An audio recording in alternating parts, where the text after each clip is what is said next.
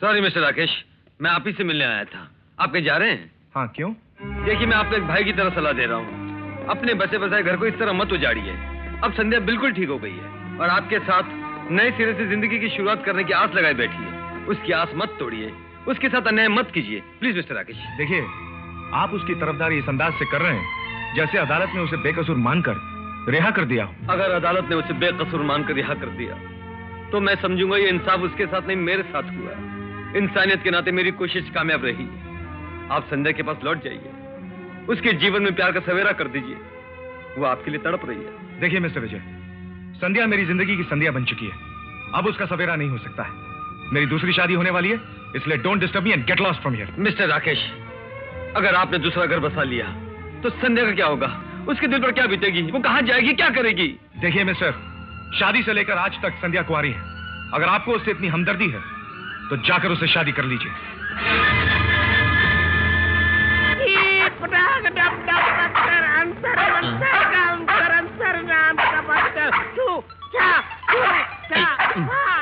अरे बाप रे, लाजवंती, लाजवंती!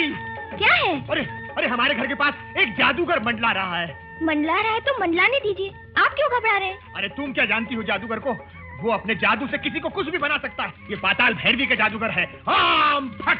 तुमने पाताल भैरवी देखी है? हाँ हाँ देखी है। अब वो चला गया होगा, मैं देखती हूँ। यहाँ तो कोई भी नहीं है। नहीं? अच्छा हुआ मुसीबत छूटी। अंतर मंतर इसके नीचे है, बहुत काला है। दूधनाथ अचार वाला सहज के लिए तू अपनी पत्नी को सता रहा है। जादूगर जी, ये सब आपको मेरा नाम वगैरह कैसे मालूम हुआ? सच बात है ना? ठीक है। नहीं, वो सब फ्लैशबैक स्टोरी थी, बीती हुई कहानी। वो जब से मैंने अपने ससुर जी के बड़े बड़े इंजेक्शन और उनका अदर देखा, वो सब आते मैंने छोड़ दी। क्यों लाजवंती, क्यों लाजवंती? मैं ठीक कह रहा हूँ। दिया तो ठीक है, वरना मुझे अपना काम और कमाल दोनों दिखाना होगा। मेरे बाप, आप भी इंजेक्शन? उससे भी ज्यादा खतरनाक भस्म लेकर आया हूँ। जी पटाख दमदम पत्थर अंतर मंतर काम कर अंतर। ये काली वाली राख कुत्ते की राख है। अबे जोशी, क्यों भौंक रहा है? जादूगर जी, ये कुत्ते जी का नाम जोशी है? हाँ। अच्छा नाम है, बहुत अच्छा नाम है। नहीं? नमस्ते जोशी जी। अबे चुप बे, तेरे बारे में भी जरूर बोलूंगा।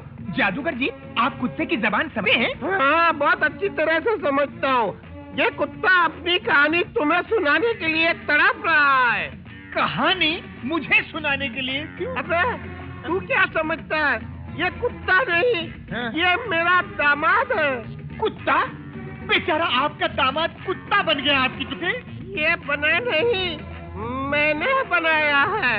आपकी भस्म का असर होगा आपकी दुआ से। शादी की पहली ही रात इसने दहेज दहेज नाम की तस्वीर शुरू कर दी। मेरी खोपड़ी घूम गई। मैंने जादू की राख निकाल के इसमें डाली और ये कुत्ता बन गया। नहीं नहीं नहीं, हम दोनों के बीच में कोई झगड़ा नहीं है, कोई तकलीफ नहीं है ना लाजवंती? जो बकवास तुमने अपने बदबूदार मुंह से की है, वही बकवास मैं तुम्हारी बीवी के खुशबूदार मुंह से सुनना चाहता हूँ। नहीं नहीं, हम पति पत्नी एक हैं, है ना लाजवंती? लाजवंती, इस बला को यहाँ से टाल दे, इसको भिजवा दे, नहीं तो मैं मर जाऊंगा आपकी दुआ से। हाँ जादूगर जी, हम पति पत्नी आपस में एक दूसरे को बहुत प्यार करते हैं, बहुत चाहते हैं। हम बहुत हंसी खुशी जिंदगी गुजारे। प्लीज आप चले जाइए। तू अगर कहती है बेटी तो मैं मान लेता हूँ और यहाँ से चला जाता हूँ। हाँ, जाइए। दूधनाथ नडियाद वाले, अचार वाले। हाँ अचार वाले जी। तू ठीक रहेगा ना? हाँ। अगर नहीं ठीक रहेगा तो जो हरकत मैंने इस कुत्ते के साथ में की है वही तेरे साथ में करूँगा। नहीं जादूगर जी नहीं। चल दहेज वाले क्या पड़ी? बाबा तुम साड़ी निकलवाता है, फिर पिछू डलवाता है, फिर दूसरा निकालता है। तुमको कोई साड़ी पसंद नहीं आता। हमारा दिमाग तो तुमने बिल्कुल घुमा दिया है, तुम्हारा नहीं घुमा।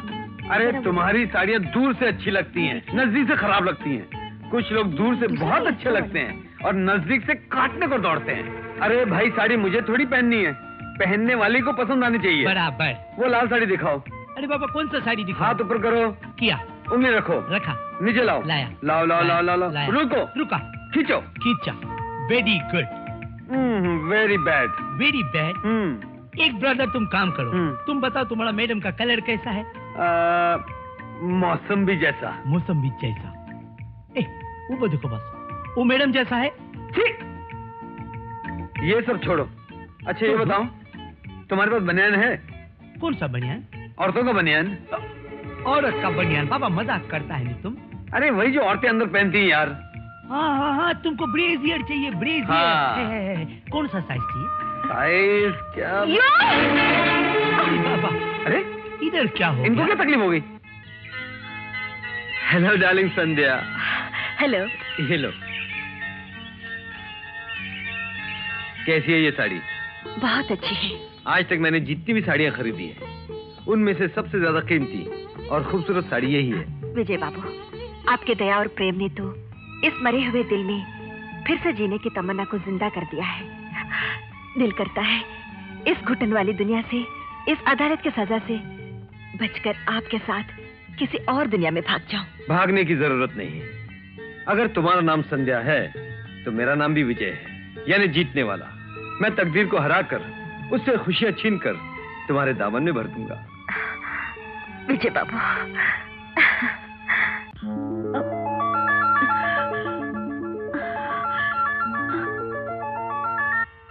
चलो बेटी, हाथ डालो। चलो आप क्लास में जाओ।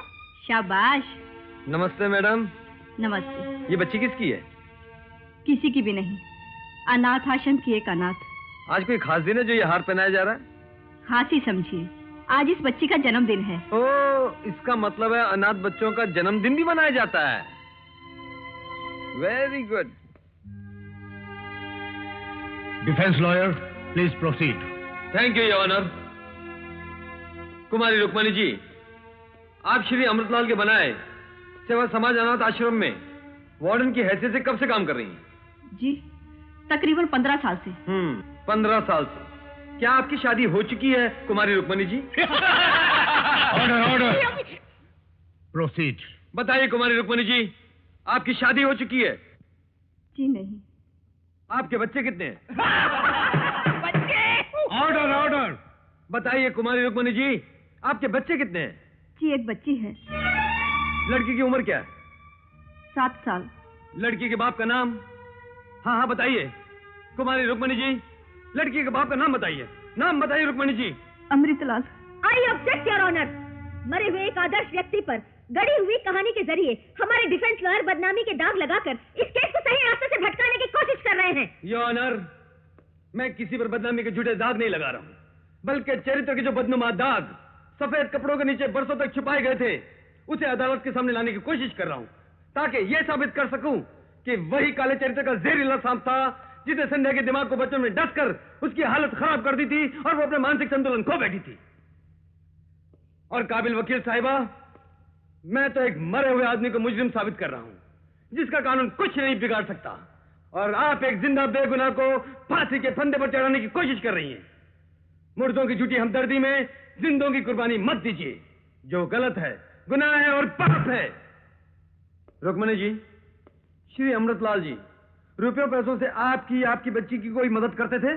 जी नहीं, उन्होंने कभी कोई मदद नहीं की, बल्कि उनकी पत्नी शारदा देवी छुपकर हमारी मदद किया करती थी। वाह वाह वाह, बहुत खूब। पति मदद नहीं करता था बल्कि पत्नी मदद करती थी। Thank you Rukmani ji. That's all your honour. Any cross examination prosecutor? No your honour. Next witness please. Sharda Devi, क्या आपने रुक्मणी जी का बयान गौर से सुना? जी हाँ, सुना। जो कुछ उन्होंने कहा वो झूठ था या सच था? सच था, उसका एक एक शब्द सच था। इसका मतलब यह है कि पिछली मर्तबा आपने अपने पति की तारीफ में जो बयान दिया था वो झूठ था, बिल्कुल गलत था। हाँ, झूठ था।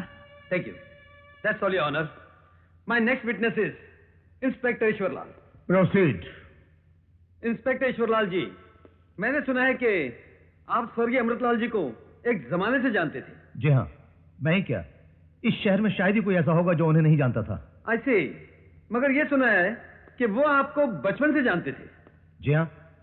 और यह भी सुना है कि अमृतलाल जी की खास सिफारिश की वजह से आपको ये सरकारी नौकरी मिली। जी नहीं, ये नौकरी मुझे अपनी काबिलियत के बल पर हासिल हुई है। अच्छा ईश्वरलाल जी, एक बात बताइए, अक्सर पुलिस वालों का साल 2 साल में तबादला हो जाता है ना? लेकिन आज आप एक ही शहर में, एक ही पुलिस स्टेशन में 15 साल से ड्यूटी कर रहे हैं। क्या इसके पीछे महान समाज सेवक अमृत जी की सरकारी जान पहचान का इन्फ्लुएंस नहीं था? जी बिल्कुल नहीं, ये मेरी अपनी मेहनत और कोशिश का नतीजा है। अच्छा, एक बात और बताइए ईश्वरलाल जी, आपके बेटे का नाम क्या है? आपके बेटे का नाम क्या है? बताइए Ishwarlal ji. Come on inspector, tell what's the name of your son. नाम बताइए अपने बेटे का। जी Amritlal. Note this point your honour. There is nothing to note in this your honour. लोग रिवाज के तौर पर अपने बच्चे का नाम किसी महान और बड़े आदमी के नाम पर रखते हैं। इंस्पेक्टर को अमृतलाल जी पसंद आ गए, इसीलिए इन्होंने भी अपने बेटे का नाम अमृतलाल रखा होगा। बिल्कुल बेकार और घटिया सवाल है। इस सवाल का इस केस से कोई भी ताल्लुक नहीं है योर ऑनर। किसी भी चीज को बिना सोचे समझे घटिया बढ़िया कहकर इंसान अपनी ना तजुर्बेकारी का ऐलान करता है। बड़े आदमियों को खुश करने के लिए यह आजमाया हुआ चौचला है कि अपनी औलाद का नाम उसके नाम पर रख दो। इसे शराफत भरी रिश्वत कहते हैं। मेरी जीरे अभी तक पूरी नहीं हुई। आप आराम से बैठिए, मैं अभी साबित करता हूं। बैठिए। Thank you. हाँ तो इंस्पेक्टर ईश्वरलाल जी, जब आपने नई नई नौकरी शुरू की थी, मेरा मतलब है कि जब आप सब इंस्पेक्टर बने थे, उन दिनों शिवजी के मंदिर के पीछे सोमनाथ जी का परिवार एक भयंकर आग के हादसे में जलकर मर गया था। उस वक्त उन लाशों का पंचनामा आप ही ने किया था ना? जी हाँ। क्या आपने उन लाशों का पोस्टमार्टम करवाया था? जी नहीं, बिना पोस्टमार्टम के ही अंतिम संस्कार कर दिया गया था। किसका संस्कार कर दिया गया था? सच का या लाशों का? लाशों का। लेकिन ऐसा करना तो कानूनन गलत है। जी, पंचायत के बड़े लोगों ने कहा था उन लोगों की मौत आग के हादसे में हुई है, जिसके सब गवाह हैं, इसलिए उन लाशों का बिना पोस्टमार्टम के ही अंतिम संस्कार कर दिया जाए। पंचायत के बड़े लोगों ने कहा था? जी हाँ। उस पंचायत के बड़े लोगों में से सबसे बड़ा कौन था? जी अमृतलाल जी। मतलब अमृतलाल जी के कहने पर ही पोस्टमार्टम किए बगैर लाशों का अंतिम संस्कार कर दिया गया है ना?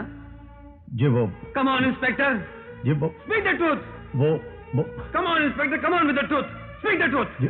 देखो इंस्पेक्टर, अगर सच नहीं बताओगे तो एक पुलिस ऑफिसर होते हुए सच्चाई छुपाने और बगैर पोस्टमार्टम के लाशों का क्रियाक्रम करने के जुर्म में तुम पर दुगना मुकदमा चलाया जाएगा। इसलिए अब भी मौका है, सच बताकर अदालत की मदद कीजिए। लाशों का पोस्टमार्टम न किया जाए, ये अमृतलाल जी के कहने पर पंचायत के और लोगों ने उनकी हाँ में हाँ मिलाई थी। हाँ में हाँ मिलाई थी या नहीं? जो वो हो सकता है। You may go. That's all your honour. Next witness please. Shri Vishnu Prasad ji, क्या आप मुलजिमा को बचपन से जानते हैं? जी हाँ। ये जो तस्वीर आप देख रहे हैं, क्या आप बता सकते हैं इसमें जो लिखावट है वो किसकी है? जी हाँ, ये संध्या की लिखावट है। आज से 15 साल पहले संध्या ने ये शब्द लिखे थे। मैंने अपनी आंखों से देखा है। आई सी। इसके बारे में आपने किसी से जिक्र किया था? जी नहीं, लेकिन सोमनाथ जी के परिवार के साथ जो दुर्घटना हुई थी उसके बारे में मुझे कुछ शक जरूर था, और इस बारे में मैंने इंस्पेक्टर से जिक्र किया था। फिर उन्होंने कोई कदम उठाया? जी नहीं, उन्होंने मेरी शिकायत की तरफ ध्यान न देते हुए सुनी अनसुनी कर दी। अच्छा अच्छा, बहुत बहुत धन्यवाद। Good take. Your honour, please go through this exhibit number 4।